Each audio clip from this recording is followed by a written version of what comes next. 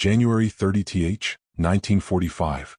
The frozen, brutal heart of the Eastern Front. The Red Army's Vistula Oder Offensive is a tsunami of men and steel, shattering German defenses and advancing up to 40 kilometers a day. In this chaos of retreat and annihilation, a single American soldier finds himself cut off, abandoned, and utterly alone. His unit, believing him dead, has been forced to pull back. He is now 50 miles behind the rapidly shifting front lines, deep inside enemy territory. Surrounded by the remnants of a shattered but still deadly Wehrmacht, and with the Soviet advance rolling forward like an avalanche, his fate seems sealed. Capture, execution, or a lonely death in the snow were the only logical outcomes. But this soldier chose a different path. Pause. This is the story of a one-man war. When one man was left behind enemy lines, what he did next stunned Germany. To understand the sheer scale of this man's isolation, we must first map the battlefield. Our story centers on a B-17 Flying Fortress of the 401st Bombardment Group, 613th Bomb Squadron, part of the mighty 8th Air Force. Their mission on that cold January day: target the crucial synthetic oil refinery at Berlin/Staaken. Among the 10 men of the crew of the B-17 named Royal Flush, was the tail gunner, Staff Sergeant Arthur "Art" Meyerowitz. Meyerowitz was a 23-year-old from Brooklyn, New York. As a tail gunner, he occupied one of the most vulnerable, lonely, and brutally cold positions on the aircraft. His world was the plexiglass bubble at the very rear of the fortress, 2.50 caliber Browning M2 machine guns his only companions against the fighters that stalked the bomber streams. The mission to Berlin was never routine. German flak defenses were the thickest in the world, and the Luftwaffe, though bleeding, could still muster fierce resistance. On the bomb run, Royal Flush took a catastrophic hit. Pause. A flak burst directly amidships tore the bomber apart. The pilot gave the order every crewman dreaded: bail out, bail out. In the screaming chaos of a disintegrating aircraft, Meyerowitz struggled free of his turret, clipped on his parachute, and hurled himself into the -50-degree wind blast. He watched as his mortally wounded B-17 spiraled into the cloud cover below. He was not alone in the sky. Other chutes dotted the air. But the wind, the enemy territory, and fate itself would conspire to scatter them. Meyerowitz landed hard in a snow-covered pine forest in the German province of Pomerania, now modern-day Poland. He was injured, disoriented, but alive. He quickly buried his parachute and began a desperate attempt to evade capture, hoping to link up with any other survivors. But the German perimeter closed fast. Within hours he heard the shouts, the barking of dogs. He was captured by a German Home Guard unit, the Volkssturm. For Arthur Meyerowitz, the war, it seemed, was over. He was processed as a standard POW, a Kriegsgefangener. But the Germany of late January 1945 was not the Germany of 1942. The system was collapsing. The Red Army was so close that the very ground seemed to tremble with their approach. Meyerowitz, along with a group of other Allied prisoners, was being force-marched westward, away from the advancing Soviets, by a dwindling number of elderly Volkssturm guards. The column was a picture of desperation: shivering prisoners in inadequate clothing, guarded by old men and boys who were just as terrified of the Cossacks as their captives. On February 3 RD, near the town of Kriecht, opportunity erupted from chaos.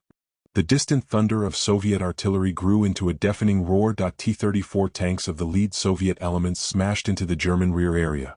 In the ensuing panic, with shells exploding and machine gun fire stitching through the trees, the guards fled or were killed.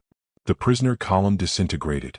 Meyerowitz, seizing his moment, dove into a ditch, then scrambled into the thick, snow-laden forest. He was free, but his situation was, in many ways, more perilous than before. Pause. He was now a loose particle in the violent collision of two armies. He possessed no map, only a basic escape compass. He had a single .45 caliber pistol he had miraculously kept hidden, with only a few rounds of ammunition. He had no food, no proper winter gear, and his uniform was that of the United States Army Air Forces, conspicuous to every German soldier and civilian for miles.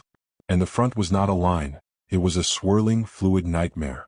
German pockets of resistance, sometimes company-sized, sometimes just a few determined men with a Panzerfaust, were holding out in villages and forest strongpoints. Soviet spearheads, focused on speed, had bypassed countless enemy positions, leaving a deadly, contested no-man's land in their wake. Meyerowitz wasn't just behind enemy lines. He was trapped in the bloody seam between two closing jaws. For 2 days he moved only at night, guided by the sound of the heaviest fighting to the west, the direction of the main Soviet advance. He ate handfuls of snow and scavenged frozen turnips from abandoned fields. The cold was a physical enemy, sapping his strength, threatening frostbite. By day, he hid in haylofts, drainage culverts, and bomb craters, listening to the guttural sounds of German and the unfamiliar cadence of Russian passing by on nearby roads. He was a ghost, but a ghost running out of time. His strength was failing. To stay still was to freeze or be found. To move was to risk walking directly into a machine gun nest. On the morning of February 5, Meyerowitz faced his moment of decision. Hiding in a copse of trees overlooking a small, strategically vital crossroads, he witnessed a scene that crystallized his impossible dilemma. A German combat unit, not Volkssturm but seasoned infantry, was digging in. They had at least 2 MG-42 machine gun positions covering the road, and he could see the distinct tubes of Panzerschreck anti-tank rockets. They were preparing a defensive strongpoint, an eagle or hedgehog, designed to stall the Soviet armor advance. To the west, the sound of T-34 engines was growing louder. A battle was imminent. Meyerowitz's military training screamed one thing. His duty was to avoid combat, to evade and escape. A single airman with a pistol could not influence a ground battle. The rational choice was to slip away, to find another route around this impending bloodbath. But another thought began to form, a desperate, audacious, and seemingly suicidal plan. He understood that if this German position held, it could delay the Soviet advance for critical hours, causing more death and allowing other German units to retreat and reform. It would also be a death trap for the unsuspecting Russian tank crews rolling down that road. Furthermore, his own evasion was rapidly becoming impossible. The net was tightening. He was weak, cold, and his luck was a finite resource. He could not wander this lethal landscape forever. In that frozen forest, a transformation occurred. Staff Sergeant Arthur Meyerowitz, tail gunner, stopped thinking like a downed airman trying to hide. He started thinking like an infantryman who had to attack. His enemy was clear. His allies, though he could not speak a word to them, were the approaching Soviet troops. He would have to bridge the gap between them, not with words but with action. Crawling on his belly through the snow, he used the last of his daylight to conduct a solitary reconnaissance. He memorized the layout of the German position, the machine gun nests, the command post in a half-ruined farmhouse, the likely locations of riflemen in shallow foxholes. The Germans, focused on the road from which the attack would come, had not thoroughly secured their flanks or rear. They felt safe in their forest bastion. As dusk fell, the temperature plunged. The metallic creak of tank tracks now echoed clearly from the west. The Germans grew tense, weapons manned. Meyerowitz checked his .45. 1 magazine, 7 rounds. 7 rounds against a fortified infantry platoon. It was the definition of a hopeless fight. But he was no longer planning to fight them head-on. He was planning to become a phantom in their midst. As full darkness enveloped the crossroads, the first probing shots rang out. A Soviet reconnaissance element had made contact. The German MG-42s chattered in response, their distinctive ripping sound tearing the night apart. Tracer fire arced through the trees. The battle had begun. This was Meyerowitz's signal. Using the noise and confusion as his cloak, he began to move. He was not charging the German line from the front. He was infiltrating it from the side, moving with agonizing slowness from tree to tree, a shadow against the snow. His objective was not to kill every soldier, an impossible task, but to create catastrophic confusion that he needed the Germans to believe they were being attacked from within, that Soviet infiltrators were already among them. He reached a position just 30 yards behind the main machine gun nest. He could see the 2 gunners, silhouetted by their own muzzle flashes, feeding the long belts of ammunition. He took a deep, steadying breath, the cold air burning his lungs. He raised his .45, not to spray bullets but for precise, psychological terror. He fired 2 shots. Not at the gunners but into the air above them. The sharp, authoritative crack of the American pistol was utterly distinct from the ripping MG-42 or the popping of Russian Mosin-Nagants. The gunners spun around in alarm, their fire ceasing momentarily. Meyerowitz immediately changed position, crawling 10 yards to his left. He heard shouts in German, "Feind im Rücken," enemy in the rear. He fired 2 more shots in the direction of the command post, aiming at nothing, aiming at everything. Panic, that most contagious of battlefield viruses, began to spread. In the darkness, the German platoon leader could not ascertain the size or location of this rear attack. Were they surrounded? Had Soviet shock troops broken through? Meyerowitz fed the chaos that he threw a large rock into a thicket on the opposite side of the position, creating the sound of movement. A nervous German sentry opened fire on the noise, which prompted another German, thinking that was the enemy, to return fire. A brief, frantic firefight erupted between two confused German positions. Pause. Meyerowitz, his heart pounding against his ribs, moved again. He was the author of this bedlam, a phantom orchestrator. At this critical moment, the main Soviet assault hit. A pair of T-34s rumbled forward, their heavy 76mm guns flashing. They had been hesitant, expecting a stiff defense. But what they encountered was a position in disarray. The German anti-tank teams, distracted by the internal threat Meyerowitz had fabricated, were slow to engage. One MG-42 nest was completely silent, its crew searching the darkness behind them.